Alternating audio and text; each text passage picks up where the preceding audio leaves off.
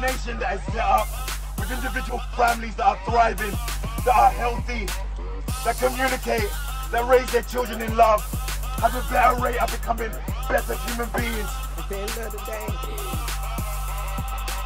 they get to go home and be with their families. Shiana does not have a father. Hi guys, and welcome back to my channel. You can probably tell by the title of the video of what I'm going to do today's week.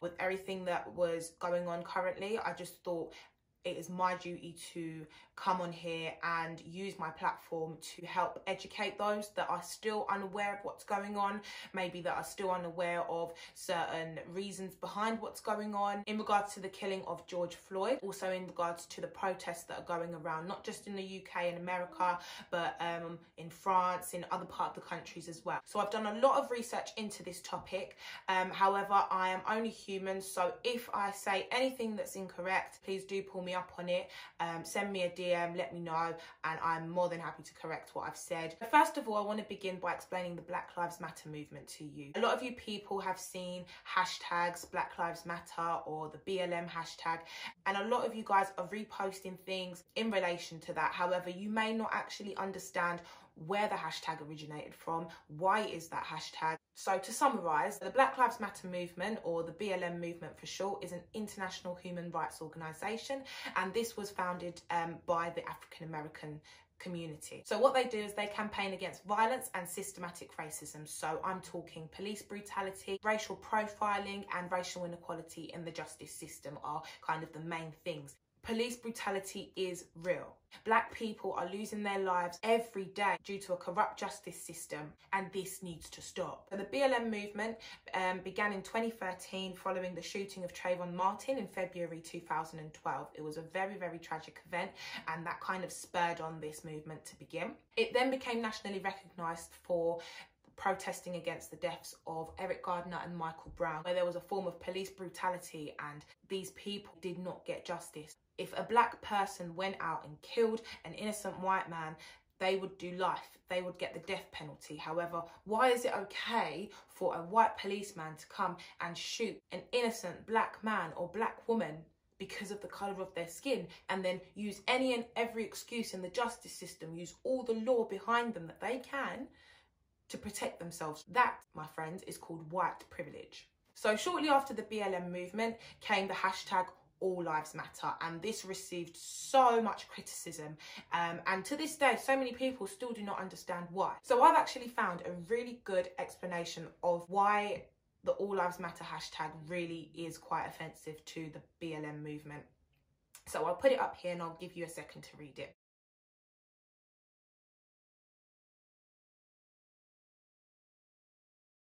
So if you didn't understand the simple concept, let me explain it to you. The reason why the Black Lives Matter hashtag was created in the first place is because black lives in specific are being oppressed.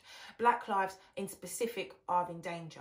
Black people in specific are being killed innocently.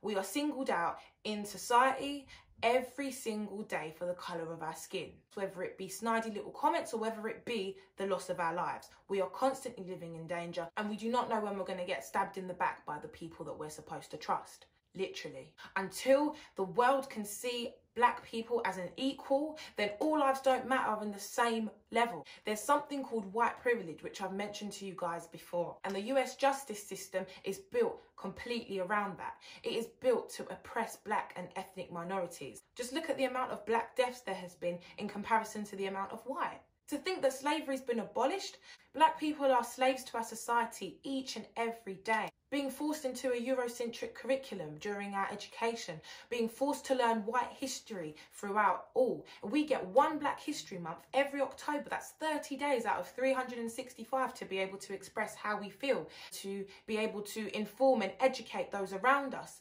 You guys get 365 days, yet we get 30 days. We get a Black History Month.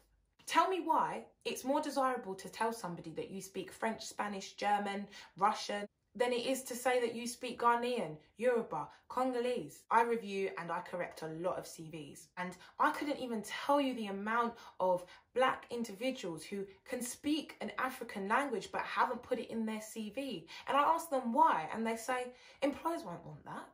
It won't mean anything to employers. That is what we are brought up to understand. Smart black children being compared to acting too white, or being forced into white schools, getting into a private education where the whites are, is seen as desirable. I can go on and on and on. Are you understanding what micro-racism really is? I've worked since I was 15 years old and I'm now 23. I could not tell you how many times someone has come back from holiday and said, oh, Dana, look, I'm almost the same colour as you. Micro-racism. Not necessarily racist, not necessarily intentional. However, how do you think that myself as a black person must feel when you are comparing your tan to the colour of my natural skin? The fact that we can't wear our hair how we like because it's seen as not professional. Who made up professionalism? As a mixed race person, I completely understand and I completely empathise at the fact that we are born into a world of uncertainty. We are given options. We are given identities to choose from. We never really fit into anywhere. Am I black? Am I white? Which one am I? Why is it that I kind of get a bit of white privilege, but then I'm still seen as black? Do not be ignorant to the fact that you still have some sort of white privilege. If you're walking with your white parent down the street, you are one step above in society than if you are walking with your black parent down the street. Do not be ignorant to your black side. But from what I've seen, there are so many mixed race children with a white single parent. And I just want to let you know that that is no excuse to turn a blind eye to the fact that you are still half black. Do not use the excuse of, I didn't have a father to teach me. It is your responsibility to teach yourself about your culture at the end of the day. You are an individual. You want to thrive in this world. And the only way you're going to thrive in this world is if you know and come to terms with who you really are. If you're going to post up something for the gram and you don't even have a clue of what you're posting, then you may as well not post at all. Just remember that no matter how much you may sound white, look white, act white, have friends that are white, you are still black. Please do not be ignorant to that. Please side with the black community. Please, please, please do your bit as a black person. Us black people are hurting. We are in pain. We are in suffering. Emotionally, physically, we are tired. So for anyone that's still sitting there thinking, why are these people rioting? Why are these people going crazy? It's not going to change anything. You might as well just forget about it and move on. Think back to 9/11. Never forget. Why should we forget this? We are fighting for our lives, not for our rights here. We are fighting for our right to live peacefully, freely, to be looked at as an equal. The tragic death and brutal murder of George Floyd was just one death too many. We can't sit back anymore. We have to let our voices be heard.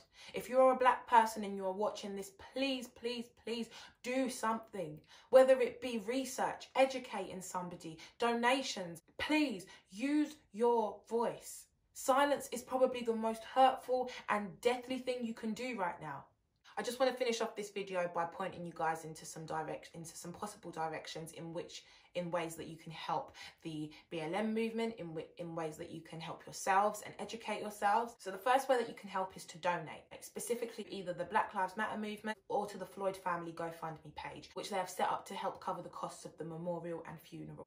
The second thing you can do is to sign petitions. So many black people that we can help, whether it's to get them out of prison, whether it's to get them out of an unjust situation, whether it's to get a case reopened, whether it's to get justice for a loved one that's passed away due to a racist attack. There are many petitions that need your vote, so please take the time to research into them and sign them.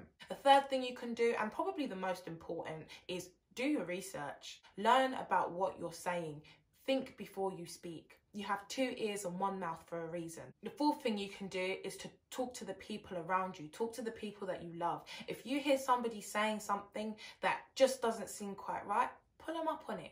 It doesn't make you confrontational. It's all part of our society coming together as one and having some sort of understanding amongst one another. And it is important to understand that as a human, you will say and do the wrong thing occasionally.